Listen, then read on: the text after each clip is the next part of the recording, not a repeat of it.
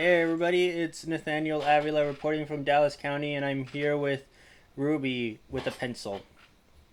With Hi everyone. I'm also reporting from Dallas County. Hello. So what month is it today, Ruby? We are in the month of September, but specifically, Hispanic Heritage Month began yesterday, Mm-hmm. November 15th. So happy Hispanic Heritage Month. Yay!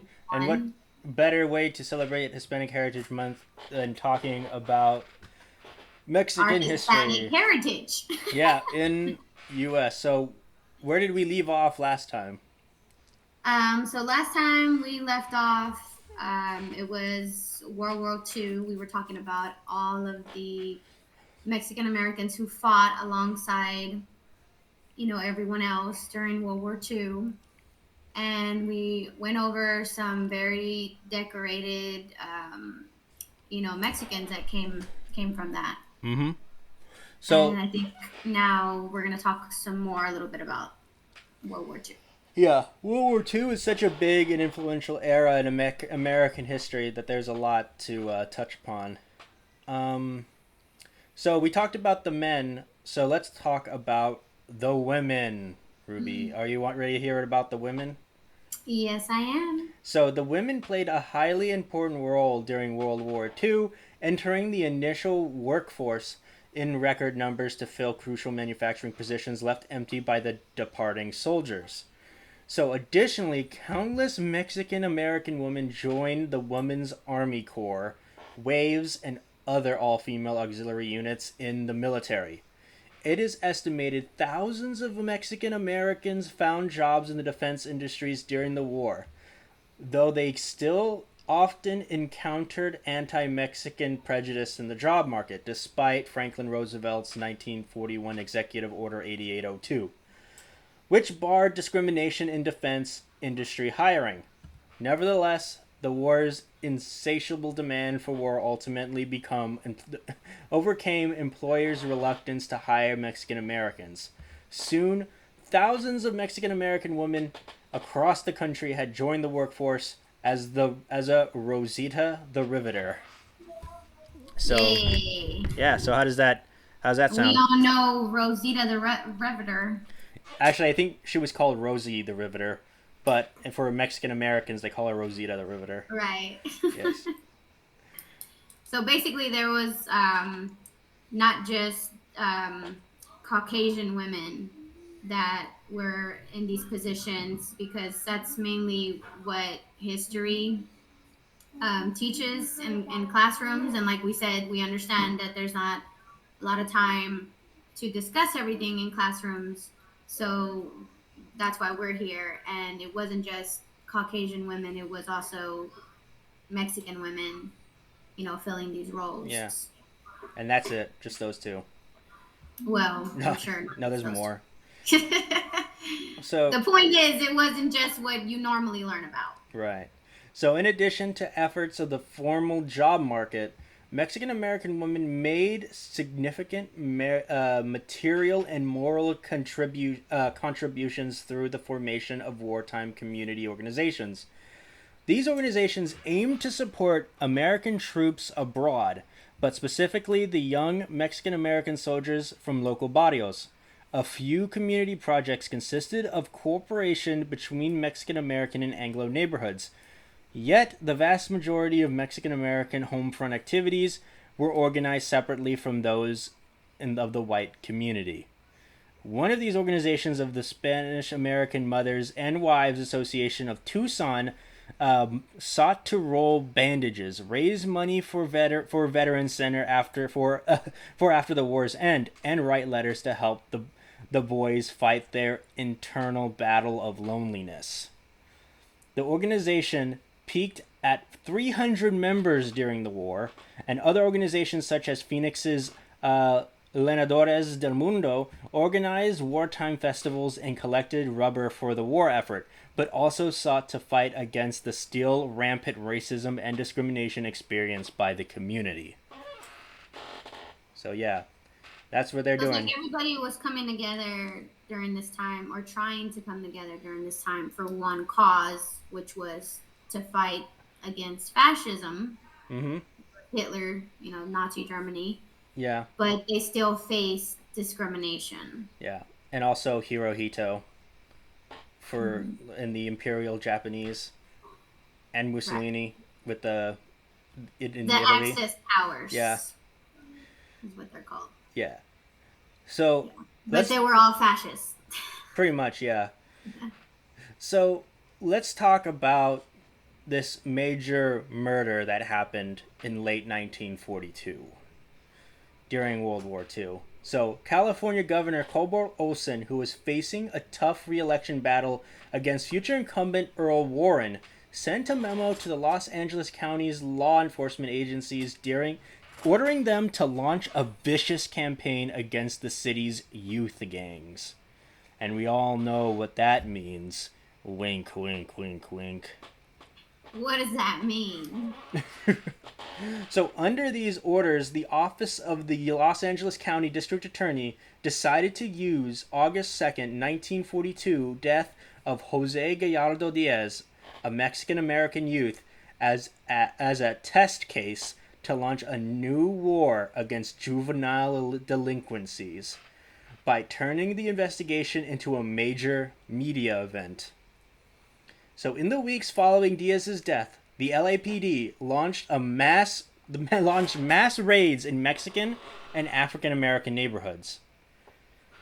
So, arresting more than 600 young men and women to be held in custody and interrogated. The Los Angeles press hailed the arresting officers as heroes. Do you think they're heroes, Ruby? No. What? Why? Explain yourself. I guess maybe I didn't understand the last part. No, they were just interrogating them after raiding them. That's it. That was all they did. Oh, then no. I mean, I don't really count that as heroic. What? But they got these people off the street that didn't do anything. That didn't do anything. Yeah. So they were just bothering people. So, as a result of their often brutal interrogations of the adolescents, oh, these were also minors that they were doing this to. Um, the police announced that they had the murderers, 22 alleged members of the 38th Street Gang, and 2 female accomplices. The public discourse in California surrounding the arrest of the youth was viciously racist, and high-profile debates emerged whether Mexicans and Mexican Americans were culturally, politically, intellectually, and biologically capable with living within a white, civilized, democratic society.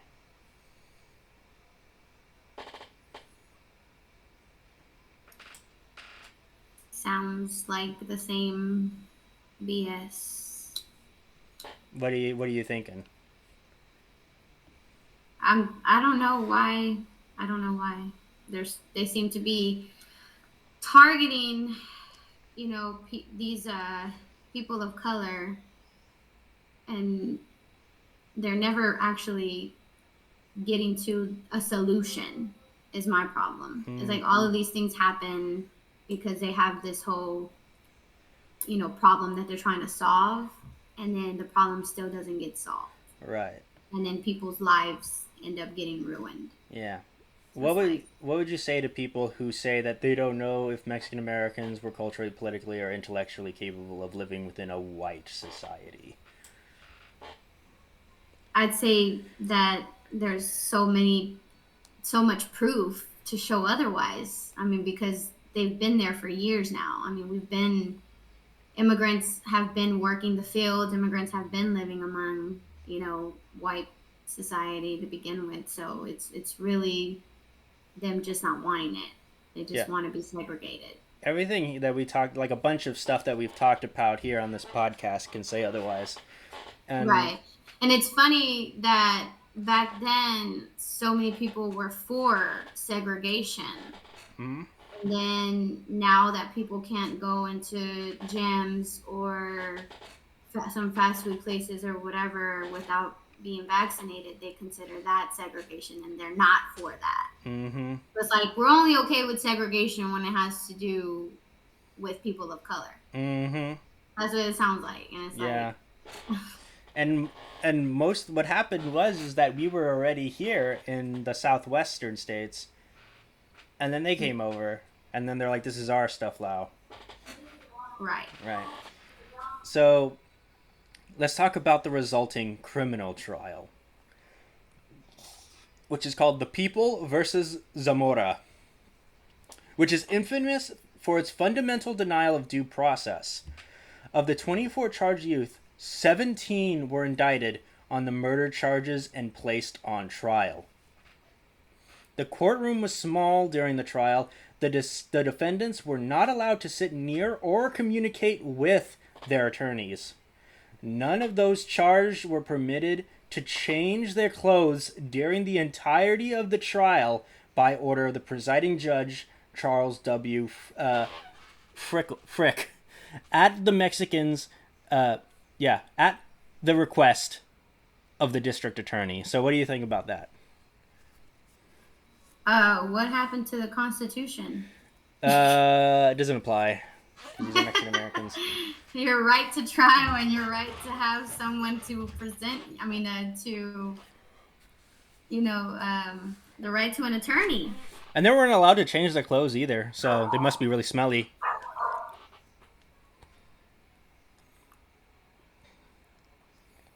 So they must be really smelly. That sounds bad on all levels. That sounds like they're not following the Constitution. Mm-hmm. So Judge Frick also permitted the chief of the Foreign Relations Bureau of the Los Angeles Sheriff's Office, E. Duran Ayers, to testify as an expert witness that Mexicans as a community had a bloodthirst and a biological predisposition to crime and killing, citing the supposed human sacrifice practiced by their Aztec ancestors. What do you think about that? They were bringing something up about the Aztecs. Yeah. That was like years and years and years and years ago. Mm-hmm. They're no longer alive. Like that tribe was completely killed off. Right. I don't know what relevance that has. It's supposed to show that Mexicans are naturally evil, Ruby.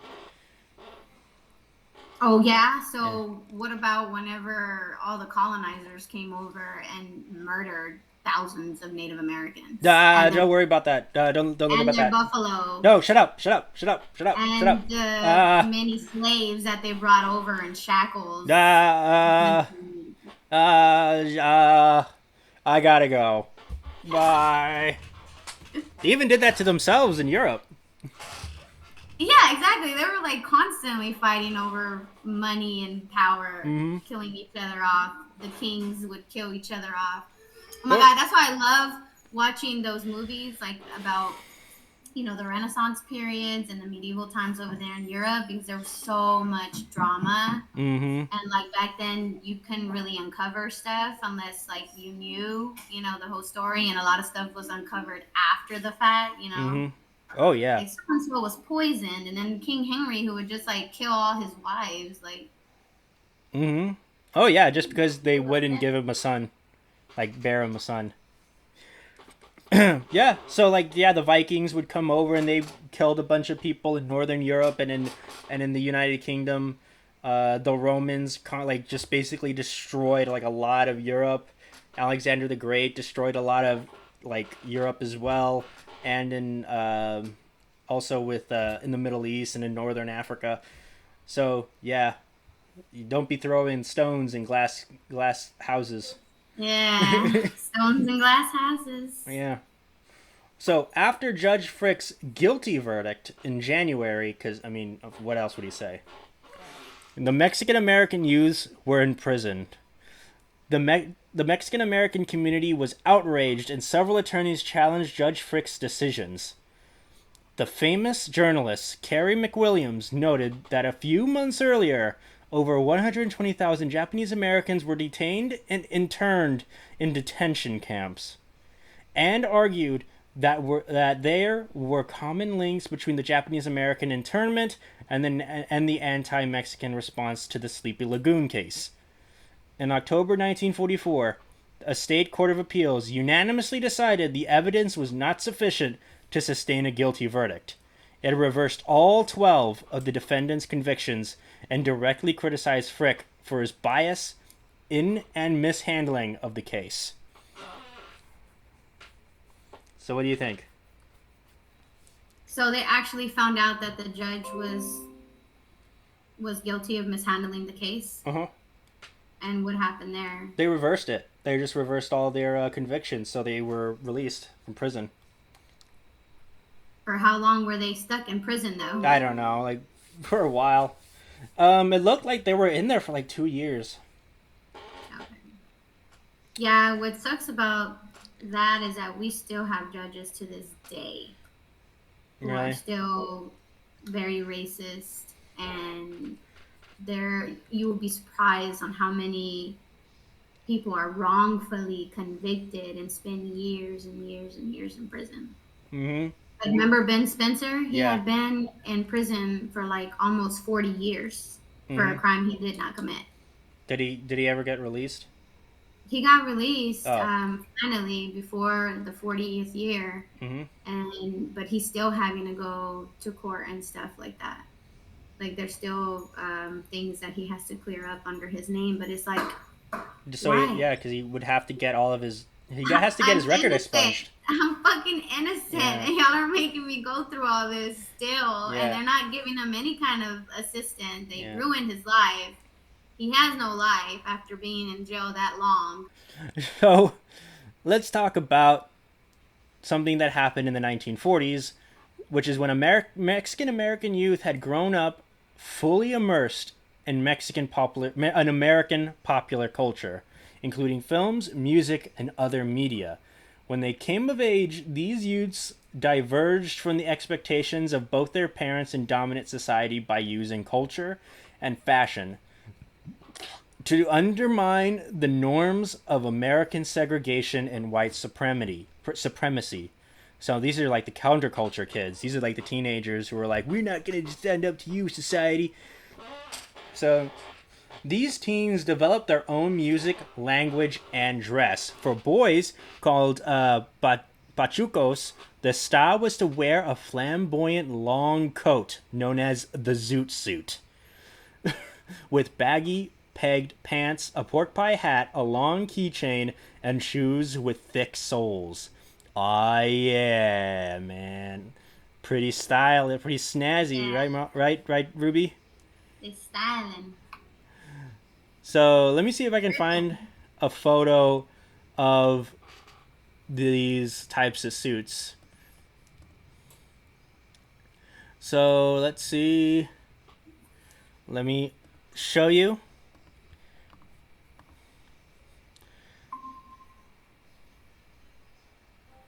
Okay, here's the screen. Here's a picture of two people wearing a Zoot suits in Washington, D.C. with a soldier in 1942. And these are Mexican Americans? I don't know. It might be the Flash that might have like lined up their skin or something. I don't know. It's in black and white. It's in black and white, the photo, but I mean, they look like they're Caucasian. I mean, they could be mixed. I don't know, but it says a soldier with two men wearing Zoot suits in Washington, D.C., 1942. The soldier's like checking them out. Like, hey, like, wow, this guy's got fly. It's like fly. Yeah, look at that coat. So yeah, it looks like the pants are kind of baggy, and the jacket is, of course, like a blazer. It looks like it's like two sizes too big. But it's like, yeah, it's kind of like sitting off their shoulders, and it goes almost to like the knees, the bottom of the coat. I don't know, I like it. Yeah, snazzy. I think it's pretty snazzy too. So yeah, that's it's different. You know, I love it when people take certain styles and they make it their own. Because they don't, like you said, they don't want to conform to the standards of society. Oh yeah, that was their whole deal. And I really wish people would be more open to that now, and I really wish people would understand that clothes and shoes don't belong to any particular person. Mm-hmm. Like anybody could wear anything because it's literally Oh, clothes. you mean like when Harry Styles and Kid Cudi wore dresses Skirts. and skirts? Yeah. And well, Kid Cudi wore a dress for SNL to pay tribute to Kurt Cobain. Yeah. He wore a skirt, like a big black skirt, at a New York Fashion Week just this Right. past week. So yeah, I mean, should be able to wear whatever they want. You Mm-hmm. know, just clothes. Oh yeah. I know. I think who was the person who posted him wearing major makeup? What do you mean Was major it makeup? like eye makeup? Oh, at the Met Oh, Gala, okay. he had just black around his eyes, Uh huh. like black eyeshadow with like kind of little sparkly glitter, and then he had neon green hair. His hair was dyed neon green. Mm. Um, so yeah, I mean, people can express themselves however they want. It's the joy about living is you get to do various Oh things yeah. with art and fashion Mm-hmm. and how to express yourself. You should be able to express yourself. Mm-hmm. I mean, if people can express themselves in hateful ways, why shouldn't other people be able to express themselves with their clothing and what they wear on their face? Mm-hmm. So the style was meant to serve as a rebuke of American assimilation and war efforts to conserve materials like fabrics. So meanwhile, girls called bachucas wore black draped jackets, tight skirts, fishnet stockings, and heavily emphasized makeup. For the bachucas, participation in the movement was a way to openly challenge conventional notions of feminine beauty and sexuality, especially in traditional Mexican culture. In both instances, the Zoot suitors were considered un-American. Because of what they wore. Yeah. So let me show you a picture of what the women were wearing.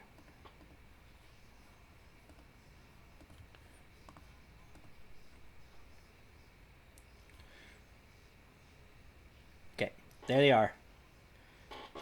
During the Zoot Suit riots, U.S. Navy sailors beaten. Oh my God.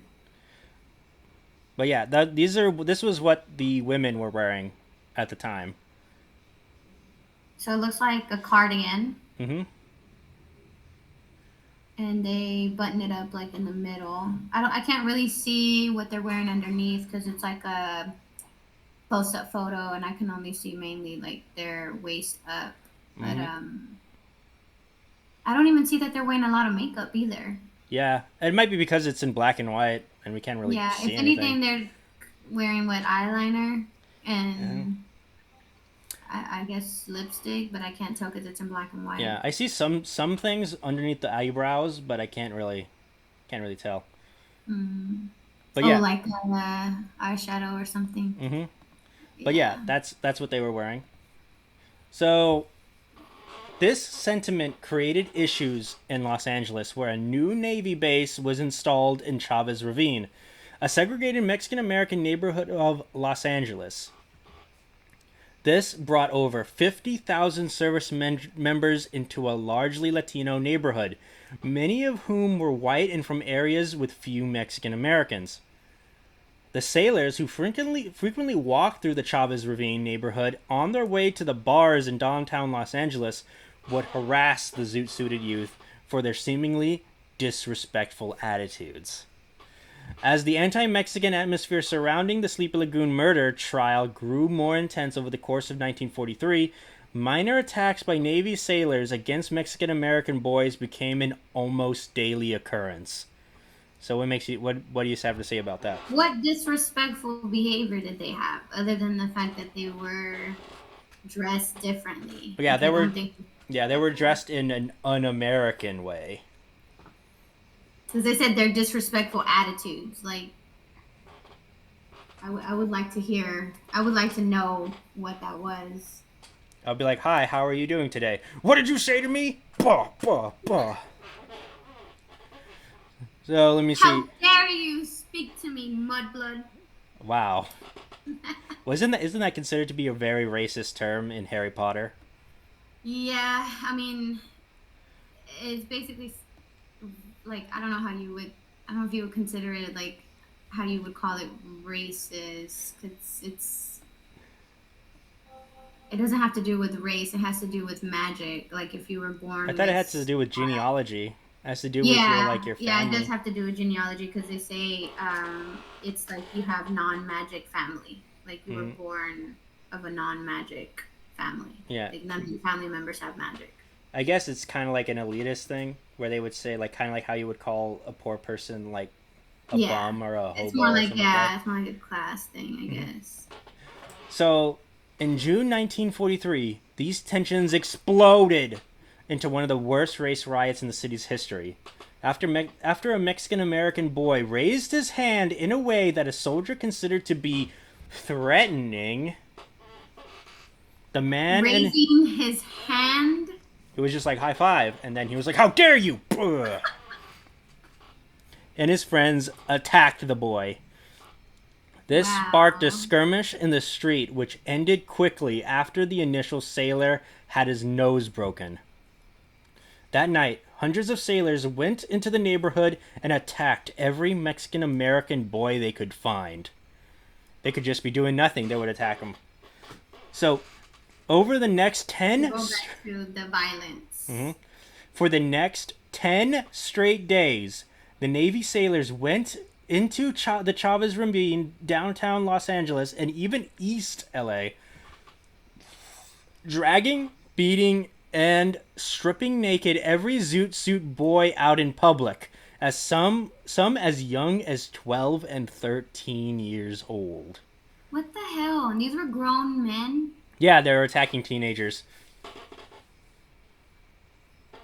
These were like grown Navy soldiers.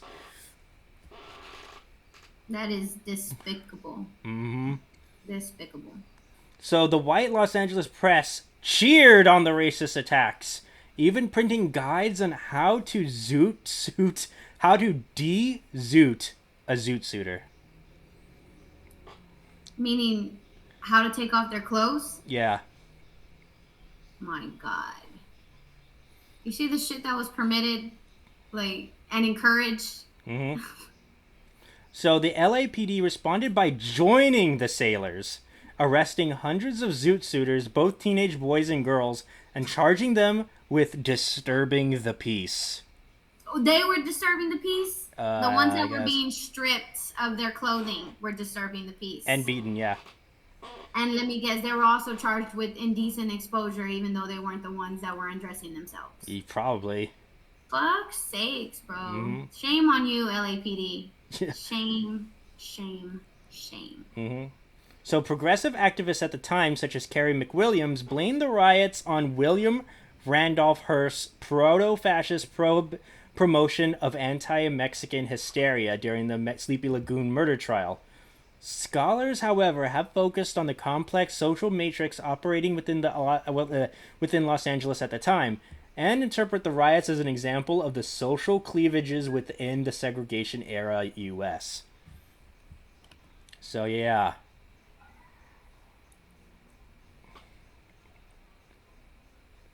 Not looking any good. You have anything to say about that? Not anything more that I could say that I not have already said. Yeah.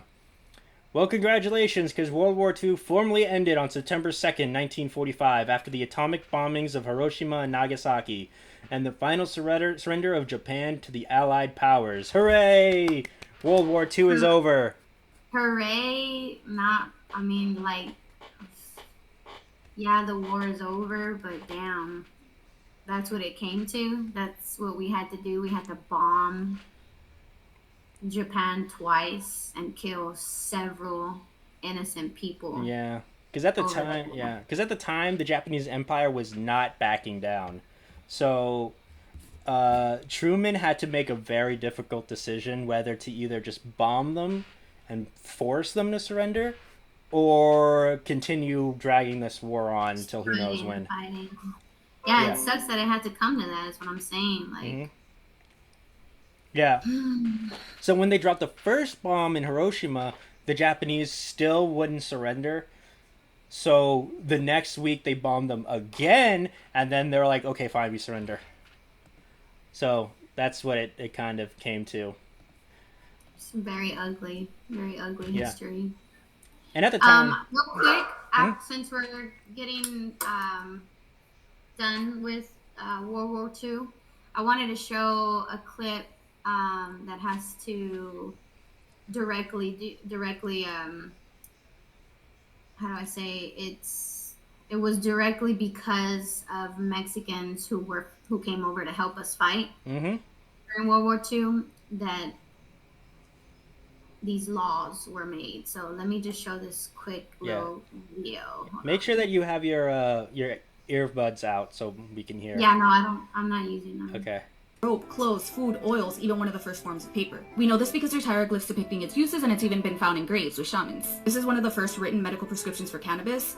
It's on a clay tablet. So fast forward to the 1600s when the colonizers arrive in what we now call America. A lot of colonies like Virginia, Massachusetts, Connecticut required their farmers to grow hemp, but it was still mostly used for making things and trading. Then in the mid 1800s, this Irish doctor named Sir William found that cannabis helps with vomiting and stomach pain in cholera patients. By the late 1800s, cannabis extracts were being sold in doctors' offices and pharmacies for medicinal purposes. It was mainly being used as a painkiller, but it was in a lot of medications. But nobody really smoked it yet. In the early 1900s, Mexicans started fleeing Mexico because of the Mexican Revolution. And they were the ones that were like, hey yo, by the way, you can smoke it. Because cannabis became associated with Mexican immigrants and people were mad xenophobic, everybody began to fear the drug, which they called the Mexican menace. It was around this time that the name cannabis was changed to marijuana. This tied the plant's use to people that they believed were inferior, aka Mexicans. So 26 states easily passed laws prohibiting the devil's lettuce. Then in the 1930s, the Great Depression hit and people started losing their jobs left and right. A lot of people blame Mexicans for taking their jobs, which doesn't even make sense, but okay. So people became even more xenophobic. Then the media began to report that cannabis was linked to people of color, which meant that you were a violent criminal. So Harry Anslinger, the commissioner of the Federal Bureau of Narcotics, began a campaign to criminalize cannabis. He claimed that the plant led to insanity. Then in 1936, the film Reefer Madness came out. This depicted cannabis users as basically psychotics. But in 1944, the New York Academy of Medicine published a report saying basically like, y'all chill,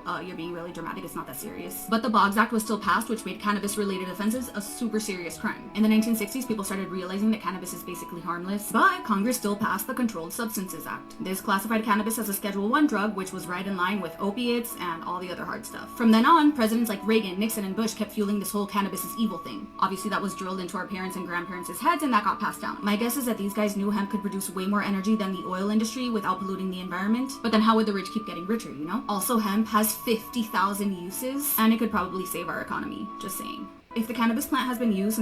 Just saying.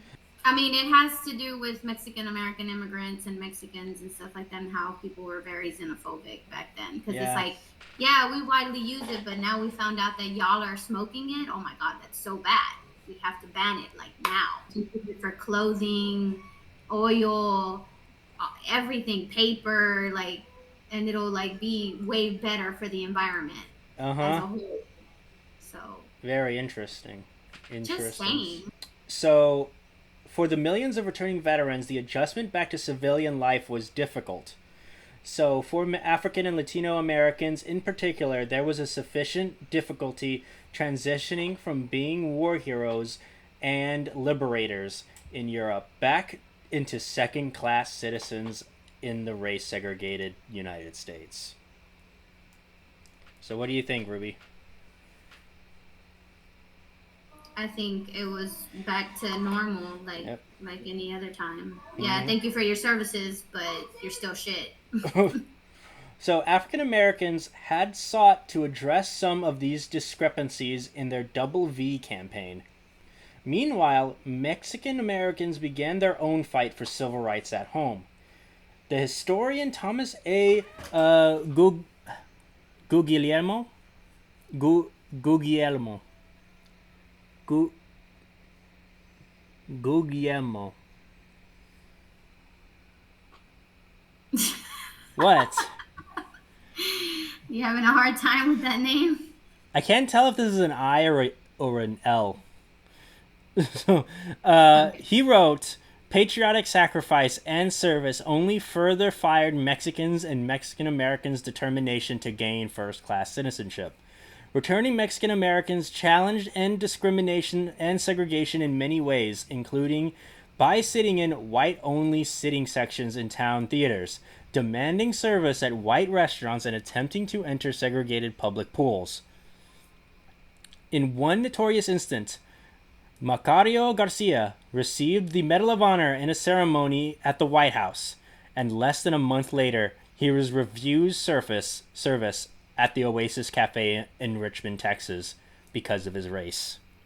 But we need to be taking care of our veterans, Nate. As long as they're All white, of though. them. Yeah, it doesn't really make any sense. Vets? Huh? I said, what about our vets? Yeah, I know, man. They seem to do they say a lot of things and then do something else. So he refused to leave the cafe and the police were called, and Garcia was arrested and charged with aggravated assault. In Arizona, the governor named August 14th, 1945, in honor after another Medal of Honor recipient, Sylvester Herrera. Coverage of the event was marred, however, by the governor's need to request Phoenix businesses to take down signs barring Mexicans.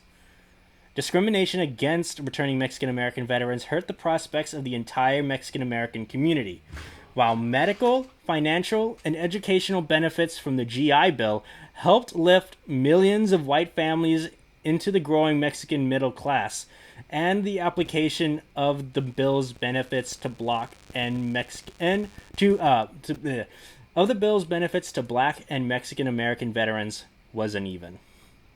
As a result, the Mexican American community did not ever gain full economic and political equality in the post-war era. Rather than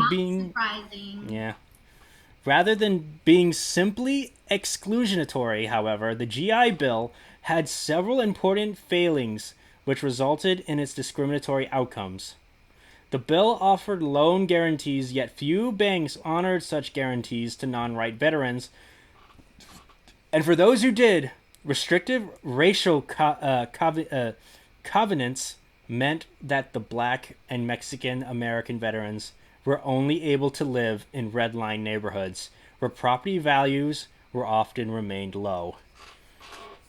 So what makes you think about that? Redlining is a very, very big subject that needs to be widely learned. So I'm glad that we're touching base on that, because a lot of people nowadays will say, oh, everybody's fine, that happened a long time ago, but they fail to see the effects that came from such segregation and from redlining, and the fact that these are all causes, housing, proper housing, proper health care, proper education, all of those things that were not given in those redlining districts. That all leads to gangs developing, Mm-hmm. violence, crime, all of that. And so that's very important, because we all know that this whole time that police have been around, there's never been an end to crime. No matter how many police you've had, no matter how many police you've paid, or how much equipment or guns you give them, crime is not going to stop until you actually address those problems that lead to crime. And those are some of those. That's a direct effect of that. Mm-hmm. So, furthermore, many Mexican American veterans complained about they complained about consistently late tuition disbursements, which forced them to drop out of their job training and university programs, and reports of outright racism within the VA were common. So, contemporary scholars have found that overall the GI Bill did not profoundly alter the occupational profile of all Mexicans, and its immediate impact on upward mobility among families was inconsistent. So some of the issues were challenged directly. In 1948, the Corpus Christi physician Hector P. Garcia founded the American GI Forum in order to demand equal rights to GI benefits, medical care, burial rights, desegregated education, and other civil rights. In a famous early instance of the foreign civil rights advocacy, Garcia took up a case of Private Felix Longoria of Three Rivers, Texas. Longoria died in combat in 1945, but his remains weren't shipped home for several years. When they finally arrived, his widow, Beatrice, went to the local funeral home to plan a wake in his honor. The funeral home director refused to allow the family to use the chapel because of their race.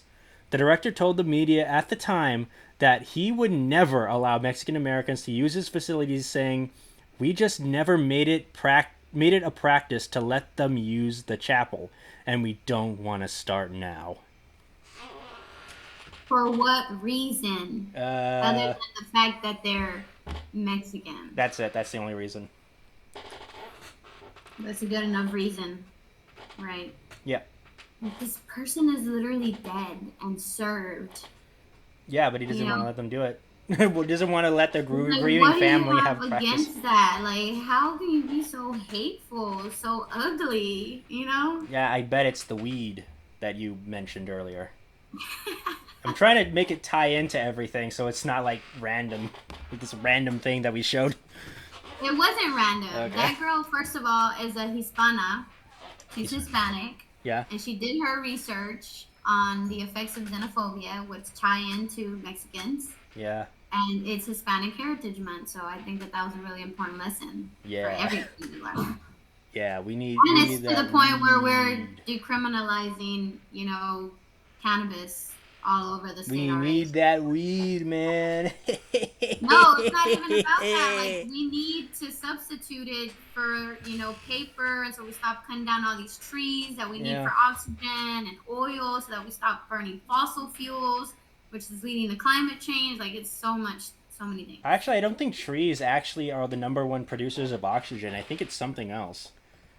Let me see. Well, I mean, they're a big producer. I mean, I don't know if they're the main producers, but like, They are a big thing.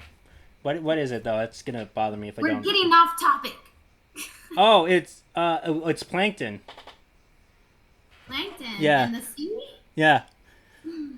More than half the oxygen on Earth is produced by these tiny one-celled plants on the surface of the ocean called phytoplankton. And they have a picture of plankton from SpongeBob. But yeah, it's still very important. We don't want all the trees. We don't want all the trees to go away. Exactly. We still need the trees. So yeah, it's more than just us showing it randomly. Yeah. I mean, Also, trees are living beings as well. exactly. Mm-hmm. And I just want to go into Mexico, like what's happening in Mexico post World War II. In 1946, we have the first civilian president of Mexico. So a person who wasn't like an army person.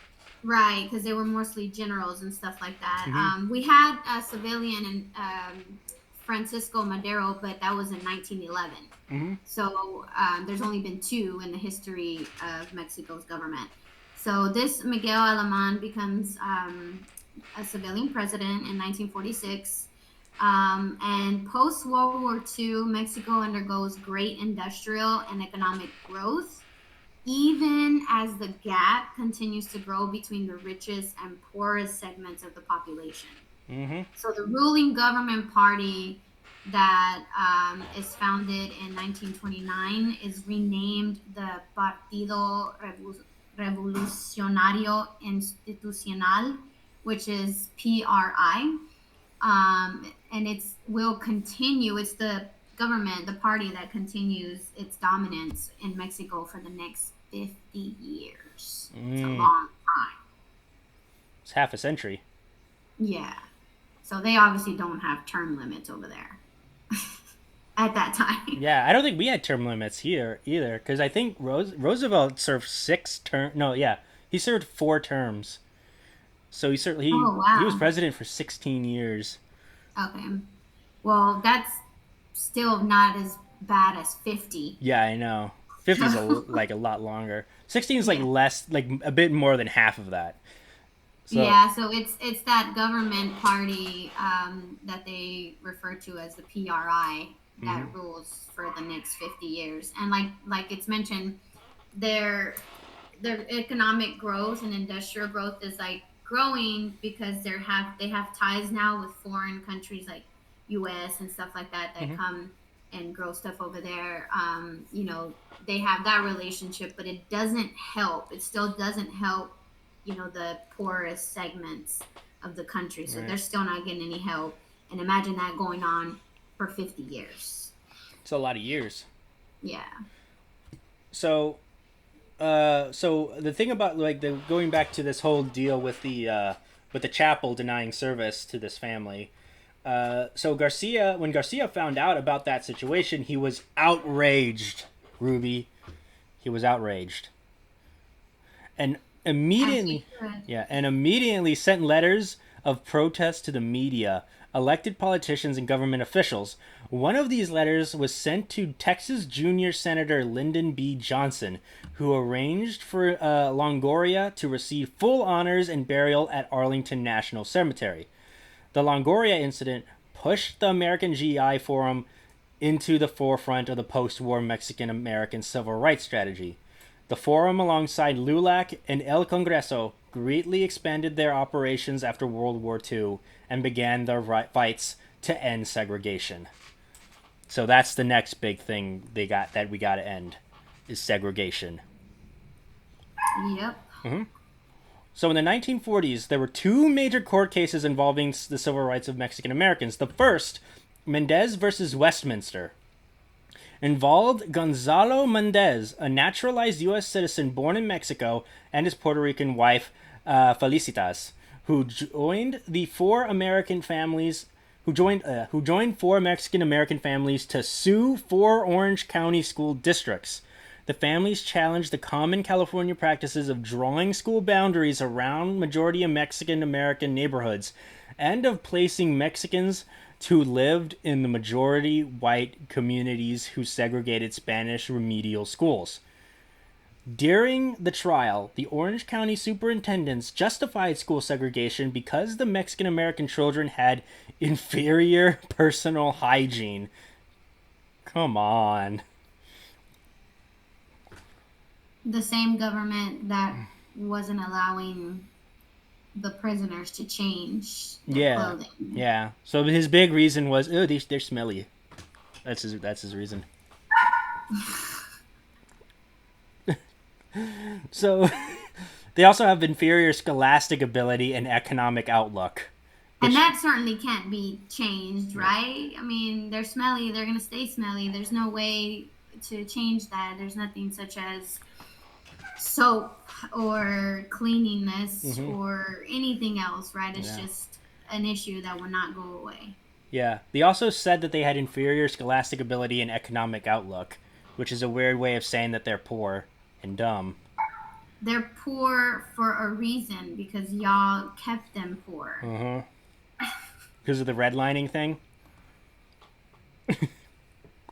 So on the plaintiff's side, the constitutionality. And that's still not a reason to be segregated. It's like they're poor and dumb. Okay, so help them. That's why they go to school. It's mostly the smelly thing.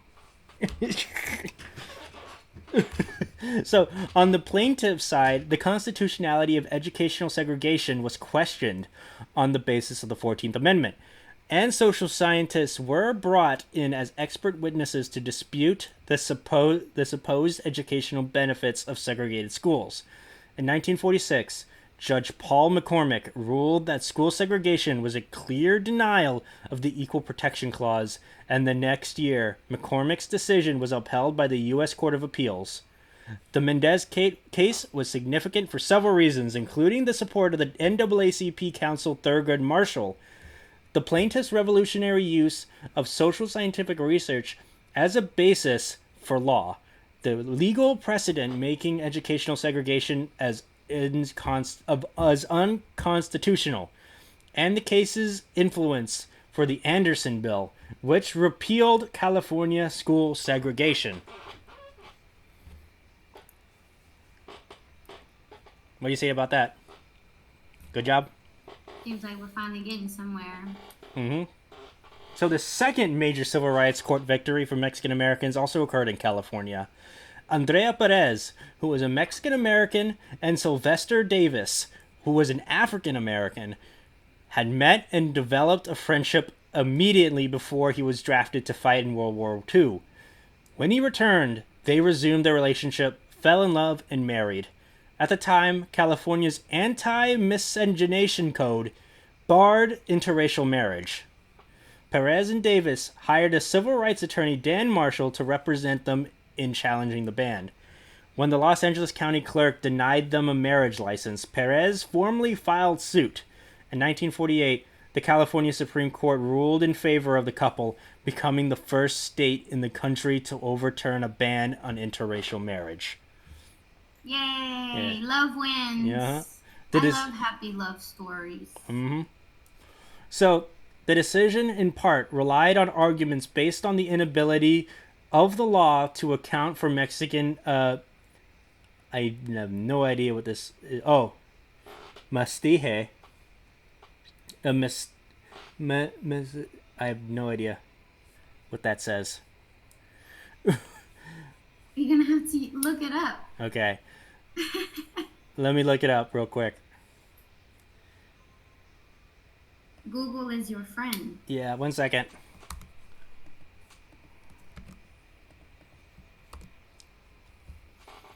Okay. Mestizaje. Mestizaje. Okay. What does that mean? Like, what does that term mean? It means mixed race. So, the court, noting Perez in between racial status, ruled that blanket bans on interracial marriage were too vague and uncertain, since they did not consider people who were of mixed ancestry. Also, majority opinion found that the law also violated the Equal Protection Clause of the 14th Amendment. Earl Warren was then the governor of California and oversaw the legal implementation of the ruling in the state. 19 years later, he served as Chief Justice in Loving versus Virginia, the U.S. Supreme Court case that struck down all remaining state bans on interracial marriage. And that's that. What do you think about that? But there were several other states that still had it banned. Yeah. And the struggles continued for a lot of interracial couples, specifically when it had to do with a Caucasian and an African American. Yeah. There's a whole movie that I watched. What is it called? It's the one with Matthew McConaughey. I have no idea. He won a lot of war. Well, he portrayed somebody that had a group of soldiers who were neither Confederate nor Union soldiers during the Civil War. You're talking about the Free State of Davis. I think so, yes. There's a movie about that. And it's Free State of Jones. Yeah, the Free State of Jones. That sounds more like it, yeah.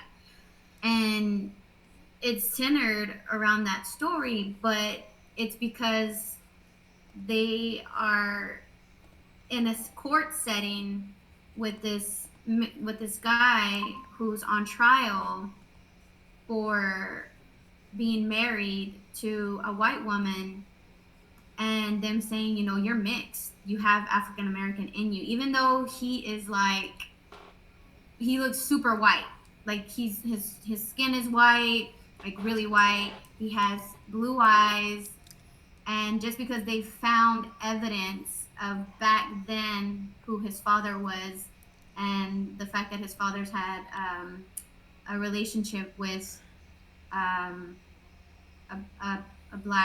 African American. I think she was a slave, but he ended up like being with her, like he loved her, And so they're having to go through all of that history while he's in the courtroom, and they end up ruling against him. Like they end up saying, no, just because you're this much mixed with African American, you cannot be married. I don't know. The Crazy. reviews don't lie. I mean, I'm not saying it's a good movie. I'm just saying like it talks about that story. If you want to watch, And that was in the 80s. That was in the 80s Yeah. that they were trying to tell him that he had no right. There's If you also wanna- another movie about a famous interracial couple. If you want to watch a good movie about interracial couples, watch the movie Loving. Yes, that's the one that I was talking about right now. Yeah. That's another really good movie too. Watch the movie Loving, because that's it's on Netflix right now, and it's an actually good movie. Unlike the other one that Ruby says.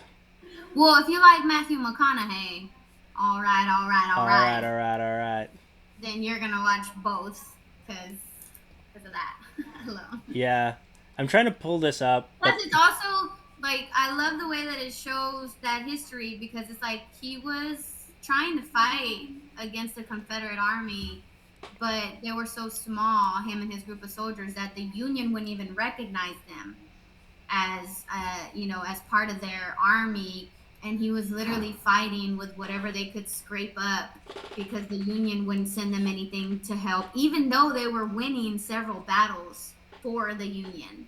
Mm-hmm. They still didn't want to acknowledge them. And then him and his soldiers that were mixed up of African Americans and American soldiers, they show that dynamic too, where they have drama and then they end up, being friends because they fought together. So I like seeing that. And then they all went to go vote. Like they show where they all go to vote in Texas. And it's so funny because the way they have the voting set up back then, it's like literally 2 glass jars and all of, you just put a paper in one or the other. And so when they got there, mostly everybody that was white and a man had voted and they were all in one jar. And so whenever Matthew McConaughey and his crew came, they started filling up the other jar. And then they show at the end the results and they put that no one had voted in the other jar. Show how they used to rig elections even back then. What were they voting on? They were voting on who was going to be, I guess, over their state, whatever state they were at. I forgot what it was. Like the governor? Specifically who it was. Yeah, the governor or something of the state. Okay. But they're basically showing how they went and cast their votes, but they didn't even count them. Yeah. So let's look at a photo of an interracial couple who were allowed to marry due to the Perez versus Sharp case. So let's give them a look-see. Yep. So here they are. So this is Leon Watson. Yeah. And Rosina Rodriguez.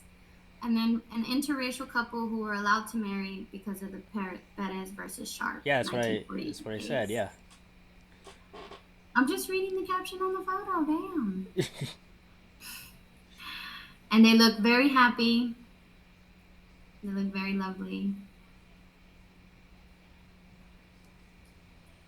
Love wins. Very nice. You get a thumbs up. So yeah, that's basically everything revolving around World War II and the post-war era. So that's where we'll end it today. And a little bit about weed or something. I don't even know. Why do you make that seem like it's not important? No, it's very important. You're right. All knowledge is very important. Mm-hmm. That's what I say. Yeah, because knowledge is power. So thank you to everyone who has tuned in so far. I know that we've had several segments of this, but that's because we're covering a lot. I mean, we are going to go up until, now, present day, I guess. Yeah. But thank you for being with us along this journey of learning, because I always say that, learning, continuing to grow, shaping misconceptions that you had before about a lot of things. I think that's really important in everybody's individual growth. So. Right. So next time we're gonna go into the mid 20th century.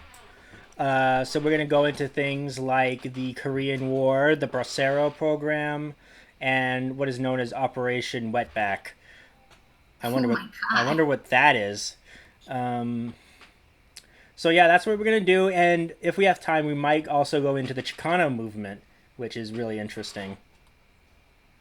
And don't forget we had, well, I'm pretty sure we're gonna talk about that whole mass deportation that happens again Oh in the yeah, 50s. yeah, because we're gonna go into the 1950s and stuff, and then Ruby will tell us about the mass deportation that she's been like teasing us with for the past couple episodes. Am I right, Ruby? Yes. Yeah, so it's gonna be really good. So Because yeah, it's not the end yeah. of discrimination yet, Oh yeah. So what do unfortunately. you think about this whole thing that happened in World War II and the post-war era? I think it's a bunch of hypocrisy again. Like you said, they always say that they're gonna do something, but then they don't honor it when it comes to people of color, Mm, and it's very ugly.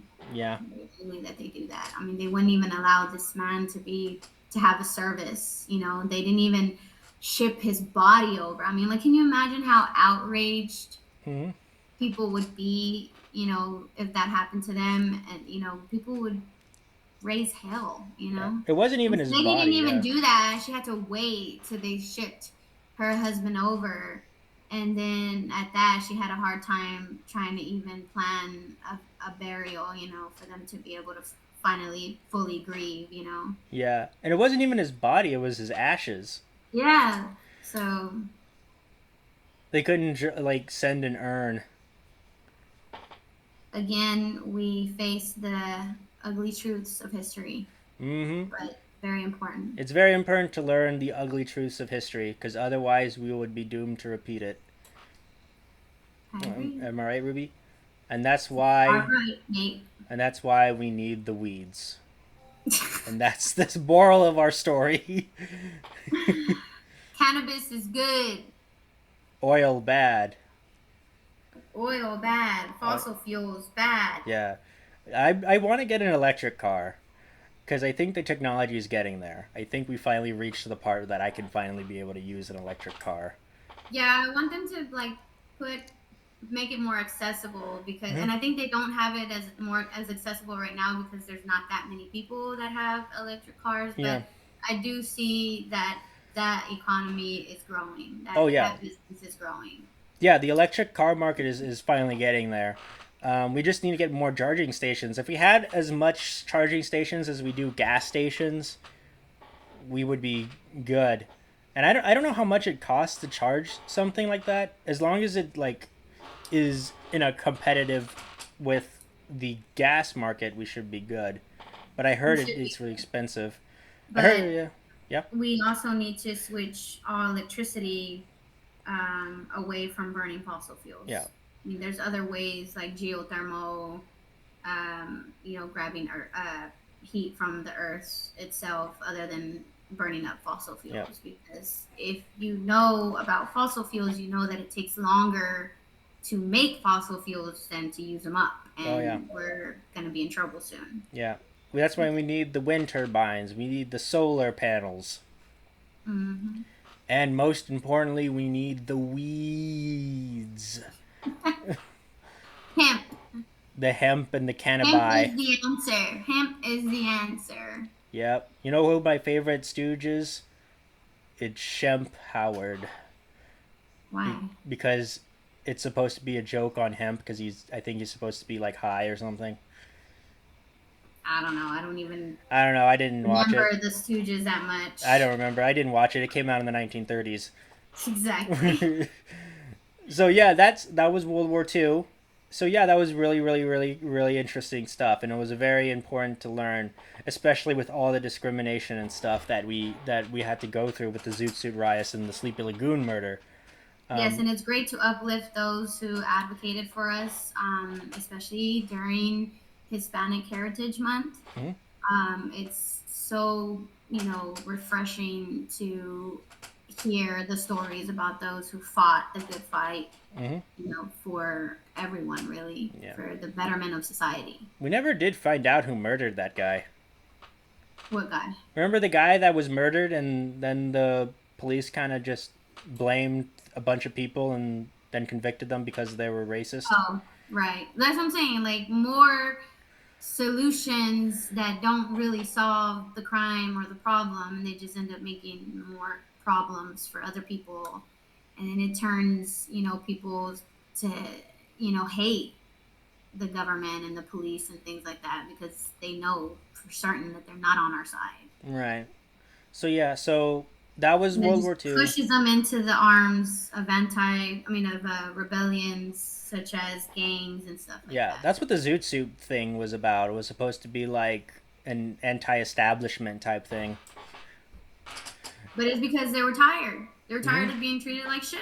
Yeah, I mean, it's Tired not. of seeing their moms and dads treated like shit. Yeah, it's not that uncommon. I mean, lots of teenagers and college students would do stuff like that, even back in like the 1960s with the hippie revolution and stuff like that. And heck, even now today with the Zoomers using TikTok as like their own personal thing to conduct a bunch of stuff with. Remember that time when they bought a bunch of Trump tickets in Tulsa and then just didn't go, and then they got really mad? The Gen Z. Yeah. Yeah. Remember, and then Trump got really mad and then tried to ban TikTok? Yeah. And then I saw just recently that they all got together to crash the whistleblower site. Yes, they also did that. They also crashed the abortion whistleblower site. Yeah. Which is, I don't know why they even did that. Because they're being rebellious, No, not that. Like, I don't know why that even existed in the first place. Oh, the whistleblower website? Mm-hmm. Because they're ugly. Because it sounds like, they say whistleblower, but it sounds like they want us to rat people out and, like, collect bounties on them. That's exactly what it is. That's not nice. No, because they're only putting the bounties on women when it comes down to it. So it's like men don't exist at all when it comes to pregnancy, and that's not true. Oh, yeah, it's very not true. It takes two to tango in that case. We're not getting ourselves pregnant. Unless you do, like, artificial insemination, but not a lot of times that happens. That's really not what they're talking about. I mean, if you're doing artificial insemination and then you're going to get an abortion, that makes no sense. That doesn't make any sense, so that they wouldn't even do that. Right. Yeah. So that costs a lot of money. Yeah, it costs a lot of money. So yeah, that's our story for today. So we'll continue on part 7 with the mid 20th century. All right. Did you have number 7? Yeah. Did you have a good time today, Ruby? I always have a good time learning about history, no matter how ugly it is. It's overwhelming and it's draining, but we're here now, and all I can say is it's not that bad as it was. Yeah, but it could be better. Oh yeah, we still have a lot of work to do. Yeah. That's not what I mean, but it is not as bad. We don't have people stripping little boys naked in the streets, at least. Just because they looked at him funny. Just because they raised up their hand. Yeah. In a threatening way. In a threatening way. And he was really mad because he got his nose broke. Yeah. And then he was like, you know what? I'm going to act totally violent and overdo it and over exaggerate my response to this. And then the press was like, good job. And then and then the LAPD was like, we'll help you. We'll help you. And then that was that. So that's why we need to change, Ruby. Mm-hmm. We got to do this thing. And it starts with you, Ruby. Yeah, it starts with all of us sharing love, not hate, and being considerate of everyone. Being responsible for our own actions and our responsibilities. Exactly. So that's it for today. We'll see you guys next time. Okay, yes, I've been Nathaniel. We'll see you on next time. Yep, I've been Nathaniel Avila. And I'm Ruby, and I just want to say share love, not hate. Share love, not hate. All right, bye. Bye. Thank you for listening to a Vision podcast, home of wacky talkies, The Kingdom, Evil Exists, and many more.